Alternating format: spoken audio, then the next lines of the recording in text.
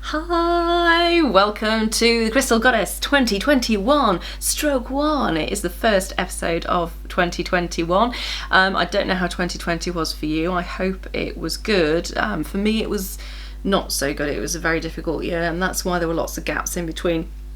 This year we came in the UK straight into a third lockdown, full national lockdown, and I realised that there's actually a lot of parents out there who are now having to homeschool as well as juggle work, as well as still dealing with the day-to-day running of the household, as well as dealing with the fact they're not seeing friends and family.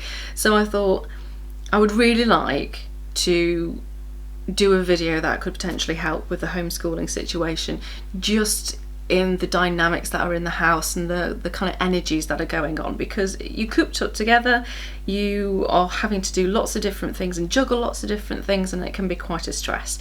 So I've put together my list. It was originally going to be top 5, and then I thought, no, there's another one that I can add in there. And then as I started recording this, I kind of went, there's another one that I need to add in there as well. So it's actually the top 7 gemstones to help with homeschooling. So my first, number 1 gemstone is going to be clear quartz. Clear quartz because of course it's a great stone for focusing light, and therefore it's a great stone for focus. It helps to clear the muzziness of the mind, it helps for you to focus on your work, and it's a great all-rounder. So that is my first must-have crystal. Pop some of that in the room that you're either studying or working or helping to homeschool, and it's a lovely one to have, really easy to get your hands on.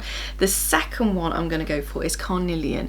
Now, Carnelian's normally known as kind of a protector stone, a courage stone, a strength stone. So I want to take those energies, and yes, I've chosen Carnelian because of the strength and the courage that it helps to entice in you, but I also want to look at the fact that it helps to raise energies, it helps to raise concentration, and it helps to raise motivation as well. So this is a great one to have if you are doing the studying itself. So sit it on again on the table where the studying is taking place, to help have that motivation, like get up and go, and really just to motivate that learning process. The next one I'm going to go for is one, because the dynamic in the household might be struggling. I mean, we're all juggling different things and tensions can get high. So I've chosen number 3 as lepidolite because it is a calming stone. It's renowned for its ability to help things be a little bit more tranquil. So again, pop that in the areas that you're working with. Maybe pop a couple of pieces around the house as well. If you're prone to feeling stressed in these situations, maybe wear a pendant or a ring to help you. The other one that I want to go for, and this is not a calming stone, this is more going towards the learning side, and it's not one you would always associate with learning, aquamarine. Quite often that's associated with calming because the idea is you wear an aquamarine to help you travel across waters, to help to keep the waters calm. So I suppose that's one of the reasons I've kind of chosen it, but really the reason I've chosen it is because it's believed to aid thoughts and intelligence. So if you're going to do homeschooling, that's a great one, isn't it? So aquamarine is in there as well.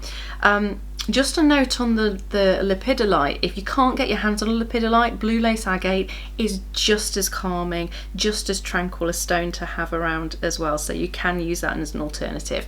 So where are we? We've got clear quartz, lepidolite, Carnelian, aquamarine, citrine.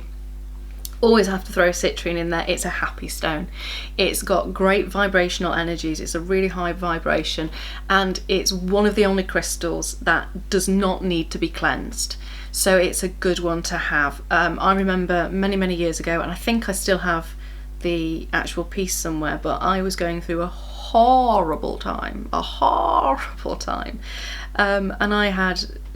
I chose to wear citrine because I wanted to feel happier about what was happening, and I had this beautiful citrine. It was one of the shards, and I had it on my neck, and it was a beautiful clear citrine. By the time I'd finished wearing this citrine, the insides had pretty much shattered internally. There were so many inclusions, so many cracks and fractures inside, and I couldn't explain why. So for me, I mean, I took that as it took on so much of my negative energy that it just, yeah, shows what kind of a place I was in. So citrine is a happy stone to help bring a bit of joy in your household, help bring a bit of wealth. Now, it is known as a wealth stone, a merchant stone, but I'm talking more about the wealth of enjoying each other's company and love and abundance in that way. So pop some of that in your room again, wherever you're working, to bring a bit of happiness into the day. So we have, I think that's number 5, is it? Yes, because then number 6, I'm going to say, is leopard skin jasper. Love this stone. It's beautiful to look at and it's great. It's really, really great. One of its wonderful qualities is it helps to bring I suppose kind of a stability and a security in really chaotic situations, and I think this is probably about as chaotic as it'll get. And it helps you to see the choices that you have. I mean, you may be in a situation where you feel you have no choice at all, and that can make you feel trapped. It can make you feel like there's no way out and there's nowhere to go. What it really is really good stone for doing, especially if you're sitting and meditating with it, is it helps you to see what the choices are, because there are always choices. You may not spot them, you may not see them straight away, but it helps you to see those choices. And I think when you are so close together for such a confined area for such a long time, sometimes it's easy to not see what the choices are.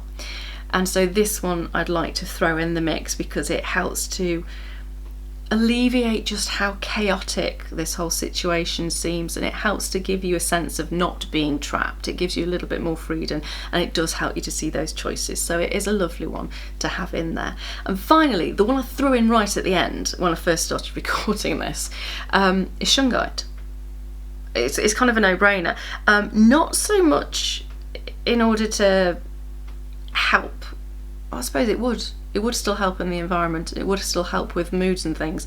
Shungite is a great transmutive stone. It's great at taking negative energy and just absorbing the negative energy and not allowing it to affect other things.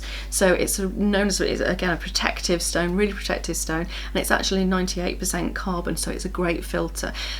Didn't really think about the negative emotions from people when I chose this one. I was actually thinking about the fact it's great for clearing electromagnetic fog, and if you're working with computers or with your phone or with any electronic device, it's always a nice idea to have a bit of Shungite in there as well. So my top 7 now crystals for you if you are homeschooling, and I do hope they help you. It's clear quartz, number 1. Carnelian, number 2, lepidolite, number 3, all blue lace agate. Aquamarine was number 4, I think. Number 5 was citrine.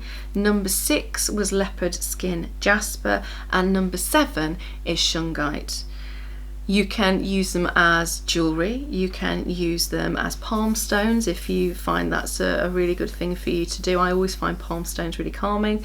Or you can use them as ornaments or just tumbled pieces that you put either on display or around the area that you're working in. So I really do hope those help you, and I hope this time round it's a lot easier than last time round. Pop your comments below, let me know if it does help. Or if there's any other stones that you've found that you want to share with the people that have helped you during this time period. So I'm going to send you love and light in 2021, and the next video is going to be the card reading. So let's see what's in store for January for the zodiac signs in 2021, and that will be next week. So I'll see you next time on another episode of The Crystal Goddess. Mwah, love to all.